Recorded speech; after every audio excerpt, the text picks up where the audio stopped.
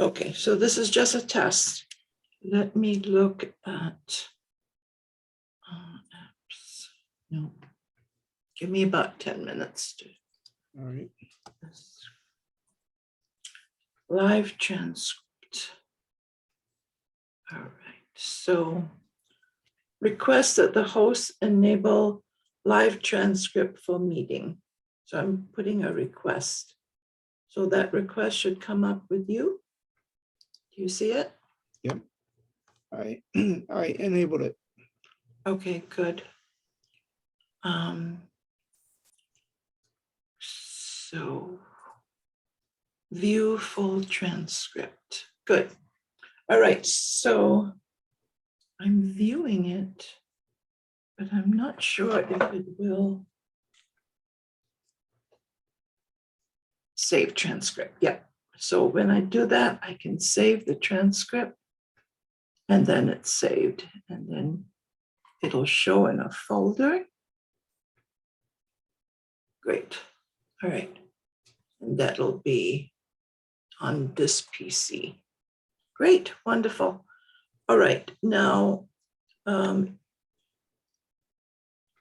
you were the one that recorded, correct? I want to record now. All right, so I'm assuming I'm recording as well. Let me stop recording. All right, let me record again. All right, so it seems like the top left has different things when it does that. Okay, so can you stop recording now? What? Can I what? Can you stop recording? You want me to stop recording? Yeah, because that was just a trial. I'm recording anyway. You should start recording when we start the interview. So right now, you're waiting for Azania, and there she is, but stop a recording. All right, just a moment. You're going to be admitting it's Azania, right? Not me. Right, right.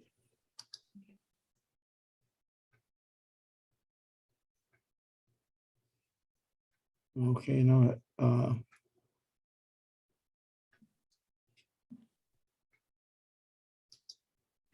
Okay, Azenia, I'm gonna make you a co-host.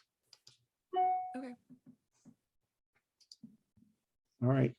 Okay, give me a moment. I need to just get the my profile.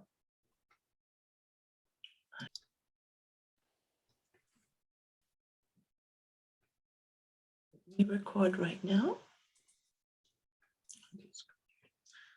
Good morning, everyone. This is February the 15th, 2022. We are continuing our interview of Luke Tripp by Azania Tripp. I will also be doing a transcript of that. So I will be able to even record a transcript from the computer. So make sure you're speaking clearly so we don't have strange things being transcribed by the computer. Okay, over to you, Azania. Okay. So today, Dad, Mom wanted us to talk about your experience in Cuba and your interactions and conversations with Che Guevara. And in Charles' writings, he had spoken about how Black students that had attended the trip were able to speak with him first before coming together as a larger group. Could you tell us a little bit about that experience? Okay. Well, we were very excited about meeting Che Guevara because he symbolized the revolutionary, during the 1960s, and he was his image was his image could be found on many T-shirts and posters because of, as I said before, he became that symbol of the revolutionary. Um, we had, I can't recall too much of the conversation that our smaller group had with Che Guevara, but I do remember the meeting with the larger group. And of course, we had these continuing problems. As I mentioned before, many of these white students were, some of them were not progressive students at all in this class. Give you one example of questions we thought that were off the wall. For instance, the Cubans had a newspaper, Grama, and that was their political organ. And some white students were asked, well, in Cuba, is there freedom of the press?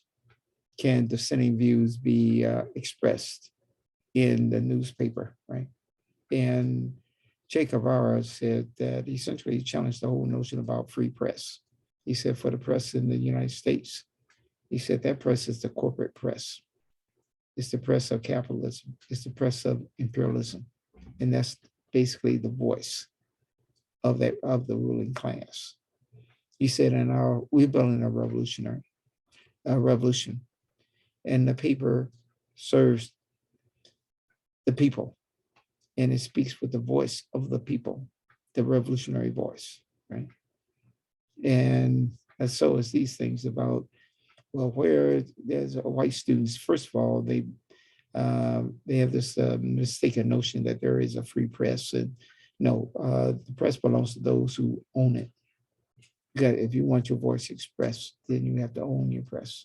And in the U.S., we had our own experience of, for instance, I wrote for the Inner City Voice, and even we had some of the tradesmen who try to silence us by not printing the paper, and we had to take the paper, the drafts, all the way to Chicago, and they were printed by the Nation of Islam.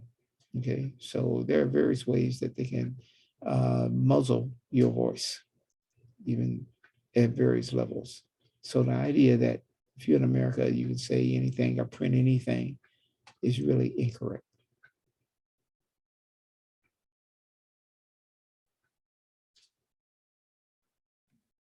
Do you have any other memories of things that he shared in the larger meeting? And do you have any recollection of the smaller meeting at all, or it just That meeting, though, that's the most kind of the vivid kind of event that sticks in my mind.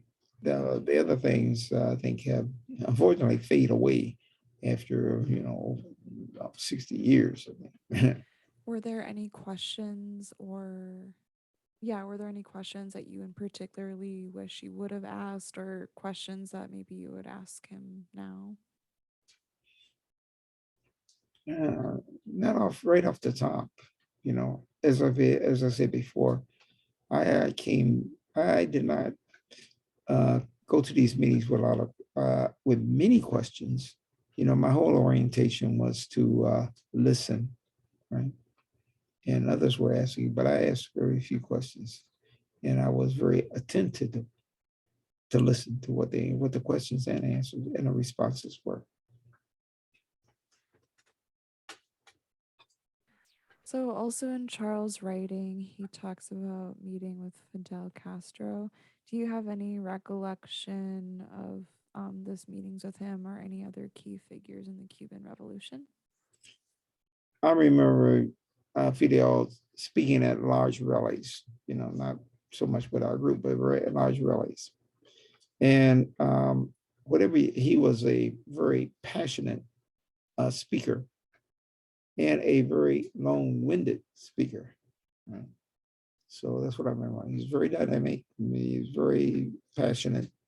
He could hold the attention of his large audience for a long time because he did speak a long time. What made him a captivating speaker? And do you remember any theories or messages that he had shared that you had heard from him? Well, when a speaker brings a lot of passion to their message, and what comes across is that message is authentic, he, and he embraces the ideas that he's expressing and his commitments, it comes through. And that's why I think he can hold the audience, is because he can establish that relationship and that vibe, and they stay with the vibe, okay, in the hot sun, standing out there listening to him. So, you have to be a very dynamic speaker, and you have to really kind of connect with your audience to hold them if they're just standing in, over an hour just to listen to what you have to say.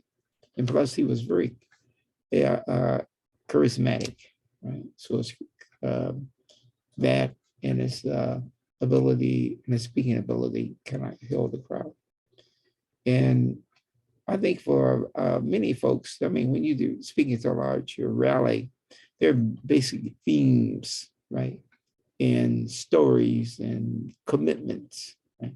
So it's not like you are in a seminar and explaining things, in depth, getting real granular, but speaking about the vision and the task of the revolutionaries, the task of the country in the direction of the revolution.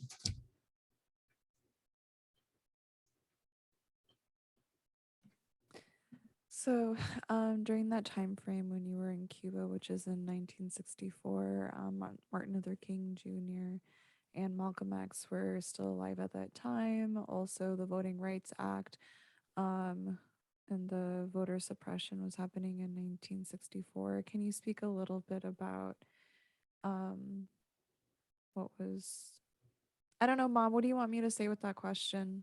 I don't know. What do you, what would you Okay, I'll want? take it. I'll take I it. don't know what you want me to do. Well, I'll respond to what you said. Mhm. We were, as you mentioned, we were in Cuba in 1964. And I mentioned before that Uhuru, our group, was at the cutting edge of radicalism, perhaps the most radical Black organization, or organization, period, in the country at that point.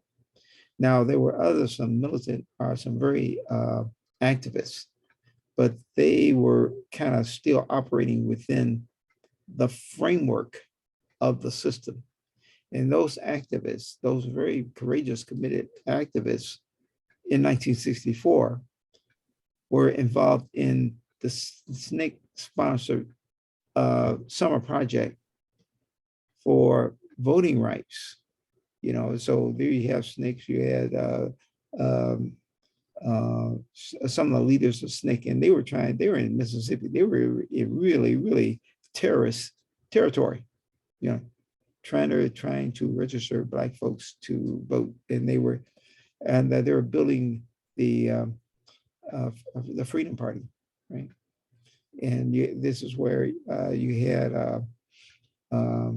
Fannie Lou Hamer, so that was that. So their thrust was, let's try to get the constitutional rights extended to Black folks, particularly in Mississippi.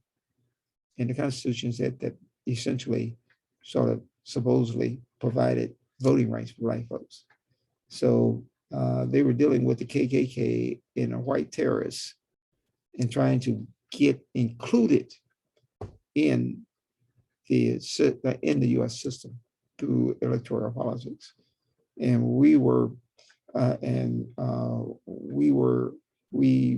basically was repudiating everything that the U.S. stood for, because the democracy for us, it was a sham.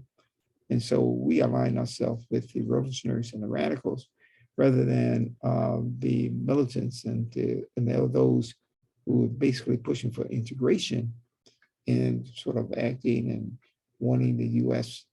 to fulfill its commitment for free and fair elections. So that kind of reflects the difference in our politics, that we're aligning ourselves with revolutionaries, and they are pushing for reformist goals within the U.S. system. So I think their work was very important work, but we were so alienated from the U.S. and what it stood for, and that's why we just really identified more closely with those forces that were fighting against capitalism, imperialism, and racism in a broader, in a deeper way, and in a broader way. And we had a strong international orientation, more so than most of the SNCC people, the Student Nonviolent Coordinating Committee, all right?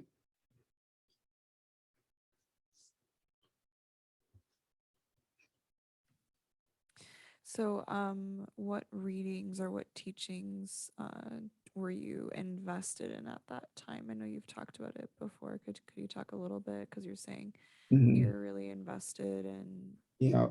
my assumption decriminalization and imperialism. So, Mhm. if you're, it sounds like you're feeling like you had maybe a more global perspective. So it was very tiered and very layered that you could think about the individual, the family, and then the various systems that the community is functioning within, and then also broader. So it sounds like you had the opinion that maybe that wasn't happening for a lot of other communities. Maybe they're just thinking about their homogeneous communities that they're kind of functioning in. Mhm. So could you tell me about what in particular, like I know that we're particularly talking about Cuba, but tell us again about what provided this like layered perspective, this international perspective, and how you've been able to practice that consistently in your work. Mhm. Well, I think the most significant revolutionary, particularly in the 20th century, was Mao Zedong. I was deeply impressed by what the Chinese communists were doing.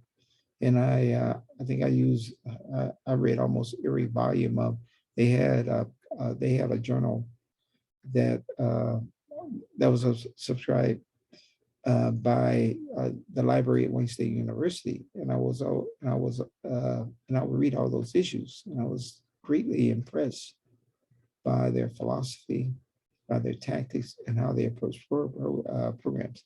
So even more so than the Cuban Revolution or Che Guevara, Mao Zedong, I think, in his writings, had a great influence. And I could see then that the Chinese were going to be basically a dominant force in the future. And I said, look, if you at that time they constituted about 1/4 of the population, and I say that a political organization that could organize 1/4 of the human beings on this planet has to be, they have something that I need to study, in their ability to do that. And of course, it's coming to fruition in the 21st century because China, in terms of its economy, might be almost number one in their technology, and how they have organized their society is something to people is got sort of fantastic what they have done. So I could sort of see that they have that kind of potential and their ability to how they operate, how they organize their how they organize their party, and how they and the strategy they had for China, and they named it the People's Republic of China. Okay, so and then we knew we had a deep understanding about why America was so powerful, because America was an imperialist power. It exploited the resources of all the other territories that they dominated. They made sure that their financial system was the centerpiece. They made that dollar operate like gold itself, and that put them in a in the seat of a commander. They had a command economy through their banking system, through the industrial system, and all. And China was getting ready to challenge U.S. And you can see that the U.S. really wants to destroy China, because it's they see the rise of China and the decline of America in relative power terms. Right? And, so again, we had a very strong international orientation. I mean, some of our members like uh, Charles Simmons, he's traveled over in Africa. He was over in the Middle East, uh, um, all around. And General Baker and Charles Johnson, all of us had a very, very strong. And I think among the you who are members, we probably had the strongest internationalist orientation. We probably had the strongest internationalist organization of all the organizations, including, like the white left organizations. So again, in terms of radicalism and in terms of progressive thinking, I think we were at the point of the spear in terms of that.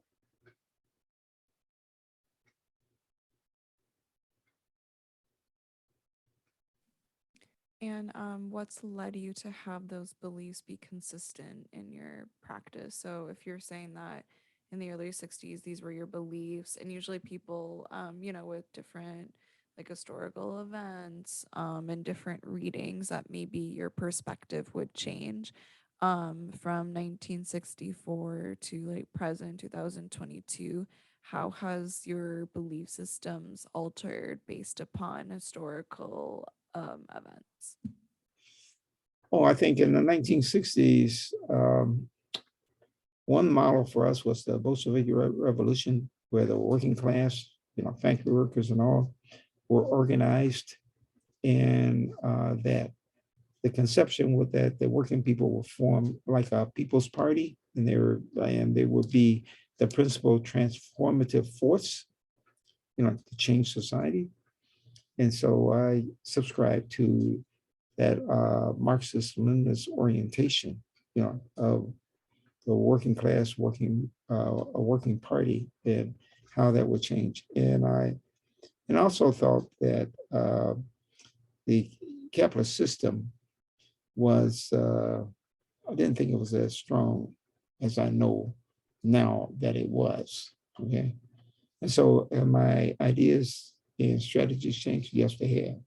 Okay. I had back in 64, I envisioned that maybe the Soviet Union and China and all these socialist organizations will consolidate and be a more powerful force, and they would undercut the forces in the West, like Western Europe and the USA. So here we are, over 60 years later, and Western Europe and the US combined are still at the top of the hill. I didn't think. And I think that many of the ideas that I held in 64, yes, my ideas have changed because the world has changed, and how I thought things would unfold did not unfold the way I thought they would, according to my analysis. Are there other things that you thought would have occurred that you were surprised by, or Well, I thought that Cuba would be in a much stronger position than it is today. I didn't think that the embargo would last, for over 60 years and try to crush the Cuban Revolution. So Cuba is still hanging on, but their whole development has been stifled. And I didn't foresee the collapse of the Soviet Union, with Russia and all the others, and what would happen in Eastern Europe. I did not foresee that. I thought they would get stronger. And then the rise of nationalism, in the former Soviet Union, where you have all these Eastern European countries pulling out, like Poland, like Hungary, like the Estonia, all of them breaking out of the Soviet bloc. And now you have this antagonism between Ukraine and the Russians. So that breakup of that kind of solidarity in that system, I thought was a very serious setback. And during the 60s, the Soviet Union was a strong supporter of Cuba, in terms of the economy, because the US tried to undermine the Cuban economy. And because the Soviet Union was strong, they provided a lot of support for the Cubans. But then when the Soviet Union sort of collapsed, much of the support for Cuba also collapsed, right? And they found themselves in dire straits. And in 1964, I thought that, with the Black liberation struggle in Africa, that with independence, that those African nations would be much further along, but they're not, because the International Monetary Fund and the World Bank and all these other financial systems and institutions still have a stranglehold on Africa and undermine its development. Okay, and so those forces we were struggling against turned out to be much stronger than we had anticipated, at least I thought at that time. So my thinking and my ideas have changed as a result of what has unfolded in the last several decades. So as a professor now teaching in St. Cloud, Minnesota, how do you what do you share with your students about your experience in Cuba, your experience in activism, and what message are you trying to get across for your students that are traditional college students and also non-traditional students as well? Well, most of my courses focuses on the African American experience. So I mentioned international affairs, and I sort of allude to some experiences abroad. But my main focus is my experience right here in the USA, struggling against capitalism and racism, right here in America. So what I do share is my own history, growing up in Inkster, Michigan, growing up in Detroit, and the experiences and the stories I tell them to illustrate the levels and degrees of a racism and how it's practiced. So in my courses, for instance, I give them a sense of my background and roots, and I relate my stories to the stories of Black folks in the larger experience. So in my experience, I was born in 1941 in Atoka, Tennessee, born in a shack with no running water, right? People use a well and no electricity. And in 41, that was the common conditions of Black folks, particularly in the South. South was the whole area of poverty. And then, and I try to relate that to in 1941, the Civil War ended in 1865. And I tell them I'm only 76 years away from enslavement, right? That's a lifetime, And so my great grandparents were slaves, and that's how close that. So I draw the connection because slavery, legal slavery existed for 246 years, from the origins of America in British colonialism to the U.S. when it declared itself a nation and really formalized itself as a nation in around 79, right? And not 79, 1788, 1790, then the first Congress, and they defined who was recognized as a citizen of the United States. And they wrote, right, the founders, I'll call them the gangsters, involved in crime. All those plantations were crime scenes, crimes against humanity, right? So you got these, like taking land and committing genocide. That's thuggery. That's murder. Okay, so that's how you're going to build the nation on the basis of bloodstained ground and enslaved, chained people, and then you're going to declare yourself the founding of a democracy. So you can see how it was founded and who founded it. And I'd say George Washington, one of the biggest slave owners in American history. So you had these, so they built a nation on a crime scene. It's still involved in crime and thuggery. Okay.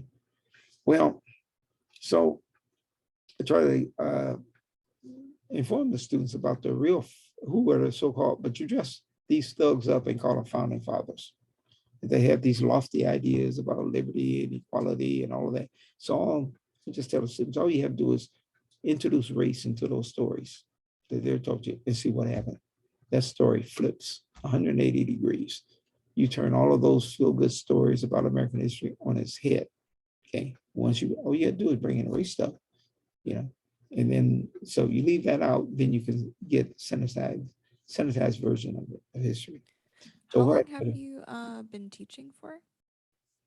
I've been teaching uh, over 40 years, right? And can you tell us, so like with all the points that you were just addressing about like the messaging that you want to get across, I didn't mean to interrupt you and you can go along with your statement, but could you also add a little bit of just your interactions with students? So if you've been teaching for 40 years Over and you're 40.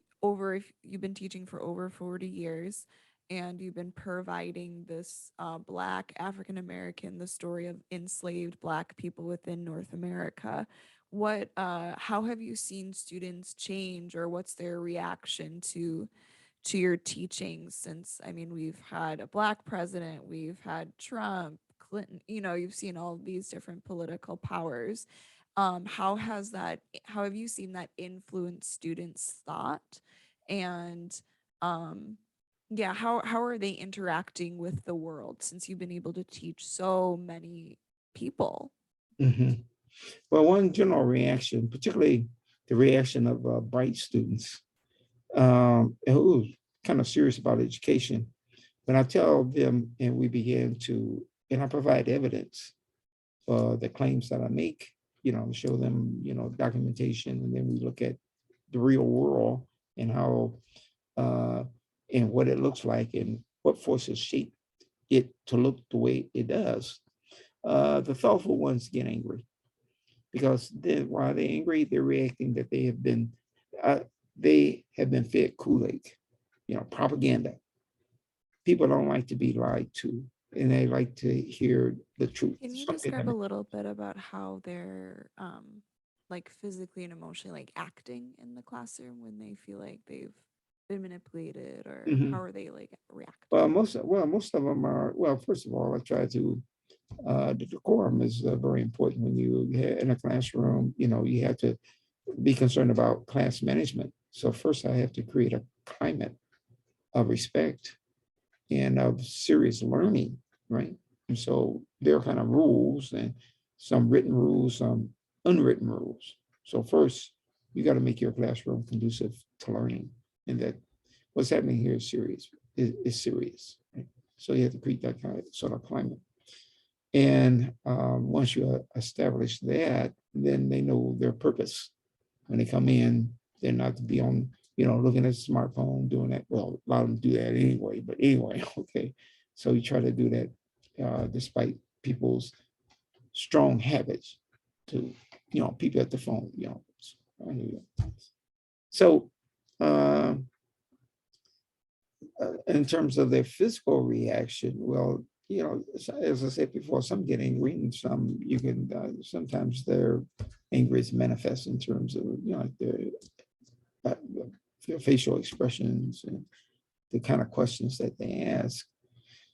But in some after class will make a comment, come up to me and say, you know, I really didn't know this, or, you know, they show appreciation, you know, for that. Because first of all, uh, I don't try to make any assertions or claims that I can't back up. And I will also use my own firsthand experience, and I think that's very powerful. You know, I'm not just telling you things out the book, but I'm going to tell basic little human stories, my stories, and ground that uh, ground those points on the basis of personal experience and observations, right? So that's why usually when you teach, they, well, who are you as the teacher? And then so you have to establish some kind of credibility.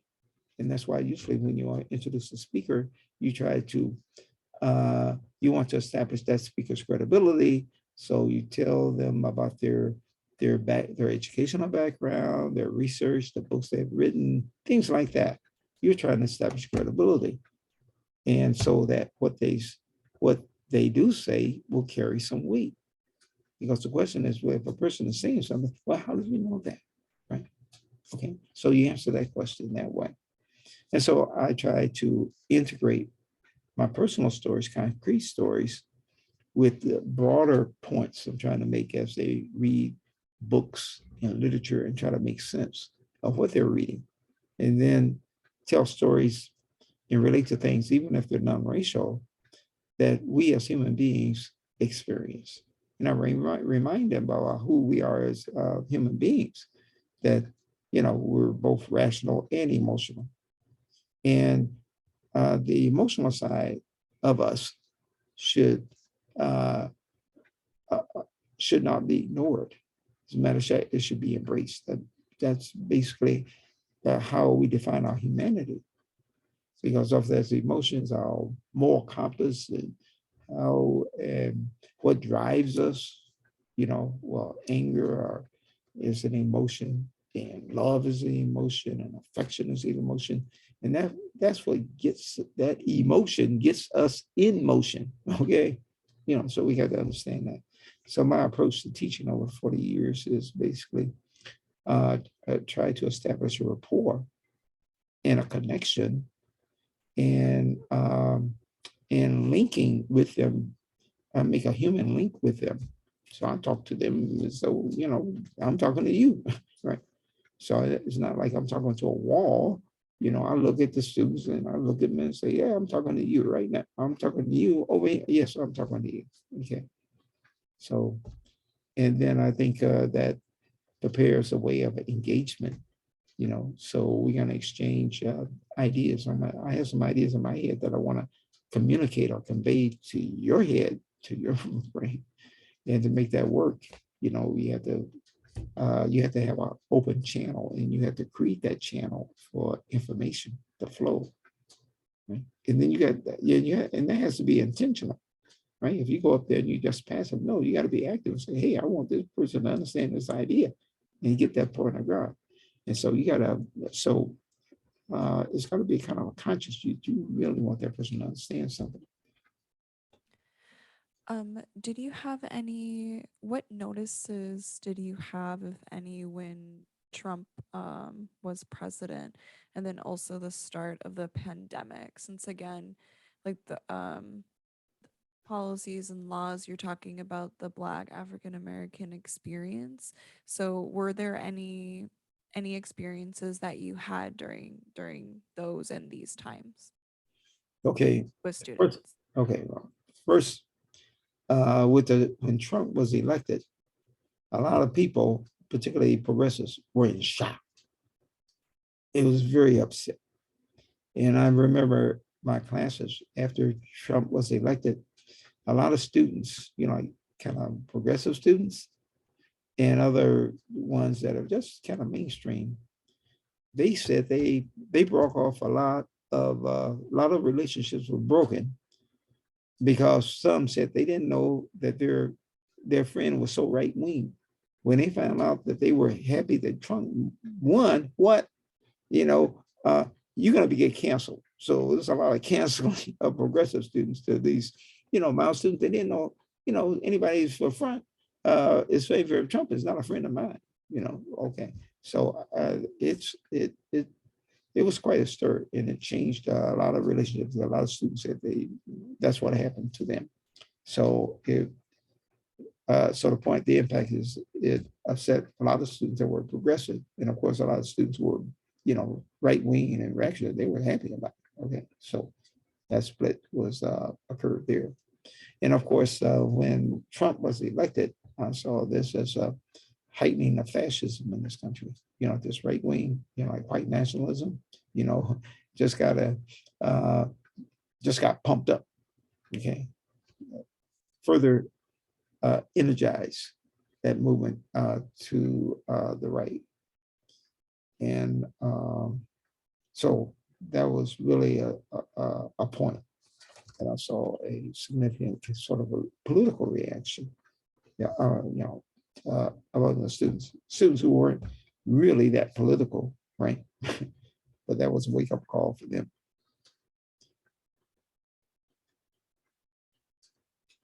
And what about the start of COVID and the political unrest within this the state that you live in? No, okay. Well, most students, in terms of the mass demonstrations behind George Floyd, well, I didn't, well, I had a student last week that was kind of critical of the reaction. Most of the students sort of were sympathetic or kind of supportive or kind of sort of understood. But there was another large number of students that were silent. And since they know that to, kind of play it down or buy into the propaganda, they felt that they probably would come under attack, so they were quiet, right? So the ones who were kind of supportive, and there was another opposition, but it was silent opposition. But like last week, I had a student, he was in the military, and he said that when George Floyd was murdered, he didn't use that term murdered, okay, right? Because he's right wing, right? He said that he heard reports because he was outside the country, and he heard all of the cover up and propaganda, and he believed it. With regard to the demonstrations, to him, he described those as rioting. He said, why are these people burning down these buildings? Why are they looting and all that? So rather than talk about, well, these people had and then if there's an injustice, does that justify our, like that kind of reaction, right? And then he also said that with regard to the murder of Amir Locke, he said that, and he felt that that the murder of Amir was justified. And so he's from there. I mean, he said in the SWAT team, he said when you when you do an operation like that, a no-knock thing, and you see a person with the gun, that's all you need to see to start shooting, right? Because you're already doing. So he tried to justify the murder of Amir Locke, and he tried to he didn't justify the suffocation of and murder of George Floyd. So that was almost well, he did say, well, what he heard was that George Floyd was drugged up. He had drugs in his system. In other words, talking about saying that, this is a bad guy or his life doesn't mean anything. He didn't say that out loud, but when you go up and saying, well, maybe he just died because he had drugs in the system, right? And that maybe it wasn't the fault of COVID, all that. Try to get him off the hook, and then focus on rioting and looting as though the demonstrations weren't justified, right? So he's in that kind of mindset. And some students have that mindset, but very few kind of, just come out and try to express try to that. So in those two incidents, you see that. And most of the students sort of couldn't understand nothing. They were, for it. But those who do express in this kind of silent, significant size, we kind of share with this student who come out of the military. Right? They tend to be quiet, right? So you know how silent racism operates. So racism under the radar, and that's the normal mode of how you do racism now. Keep it under the radar, and then you bring up stuff to undermine what you're doing. You don't do a frontal attack against the progressives. You do you submarine them. You just go undermine them and go sideways on them. Do you feel like the student that spoke up in the class and the white students that were on the trip in Cuba, how do you think they correlate? Because you keep coming against different forms of white supremacy culture in the bodies of these individuals that you're meeting with, their involvement. Yeah. Okay, well, I'll give you an example. I think Charles Simmons gave this example. When we went to the rallies, I mean, they were very spirited rallies, passionate. And, so, yeah, Simmons came, and he had a white roommate, on the trip. And so Charles Simmons, I think you read it, said he was surprised that his white roommate just saw those rallies as nothing but propaganda and a turn off, So they're there, you think they're part of the group too, right? And then, some and maybe the most of the white students were, like with the revolutionary vibe, but you always have these others. They just silent if you haven't asked him, and you think that they all there cheering for the revolution. So I think all 10 of the Black students were solidly behind it. And the white students, you had diverse opinions, some that were really strongly solid behind it, and a significant segment that were not, and some were against, they were highly critical of the revolution.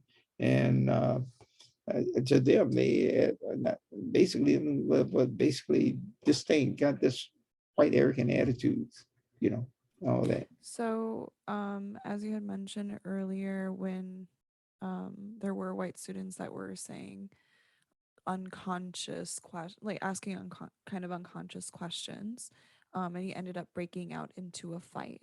So you're also, yeah, again, having students that have that kind of narrative, and I'm sure you're not bopping them on the head in the class. Also, if you are, you can let us know. But how are you navigating those spaces? Because at least when you were younger, there was a physical fight, and and you can let us know like what your involvement was within that.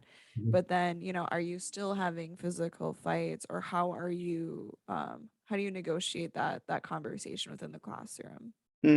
Okay. Oh no, I don't get physical with students, and I have to keep reminding myself that they are students, and I'm the instructor or the professor, right? That relationship, because they're not I don't treat them as political adversaries. Somebody that I'm in combat, and I get much more aggressive. And I said that, well, I'm in a learning environment, and I have to treat them as students. I want them to learn. And it's not my role to get into a debate with them. I'm there to get them to maybe consider another viewpoint, or I got to engage them in a different way. So it's not like I'm on a panel and we're having a debate, So I don't want to get in a debate mode here. And so if they have some questions, I said, well, for instance, they said that he heard reports that the drugs in George contributed to his death. And I said, well, in my response to him is that you have 3 police officers on trial now, and they brought these medical investigators, from Harvard and all the rest. And they, with these medical reports, and they did, sort of autopsy in these medical reports, and this is their conclusion.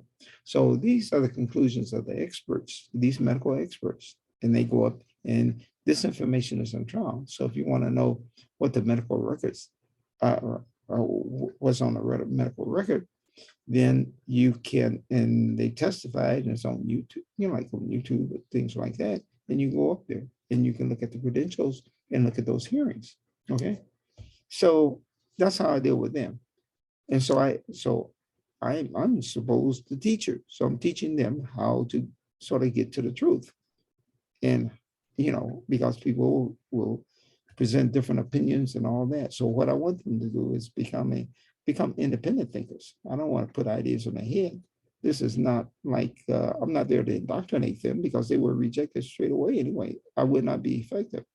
So what I want them to do is they hold that an opinion that I know that opinion is not accurate. Then I'm going to interrogate them. I say, well, if that is your opinion, what is it based on? What are the sources, right? So I'm just getting them to be able to, if they have a position, their ability to defend that position are that claim.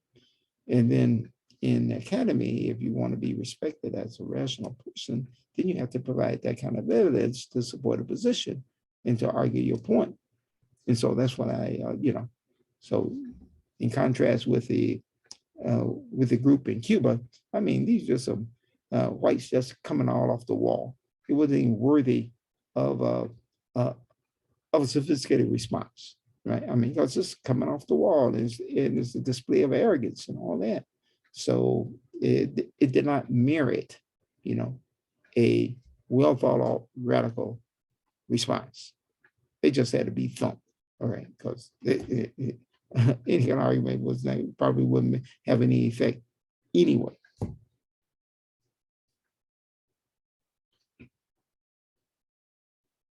Is there any last minute ideas or comments you'd like to share?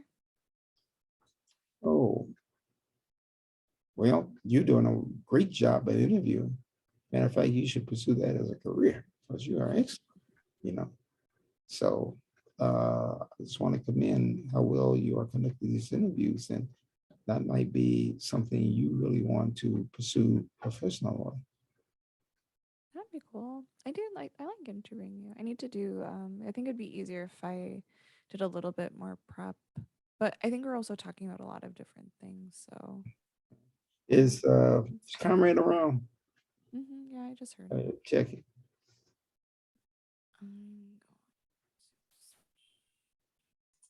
Thank you, both of you. Now I'm going to stop the recording on my side. Okay. And then Luke, can you stop the recording on your side? And I'm going to save the transcript of